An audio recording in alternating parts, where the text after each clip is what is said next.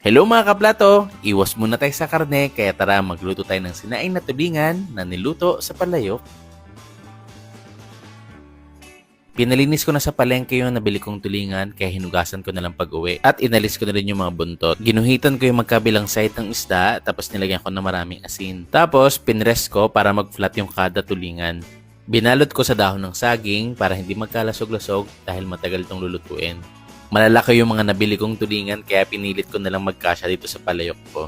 After ko maisalansan, nilagyan ko na ng bawang, sibuyas, fresh and dried na kamyas, more asin, maraming paminta at suka. Yung original recipe may taba ng baboy kaya nag-substitute ako ng olive oil. Niluto ko to sa katamtamang apoy sa loob ng 5 oras at nagdagdag ako ng tubig every hour para hindi matuyo yung sinaing na tulingan. Matagal mang lutuin pero worth it sa sarap.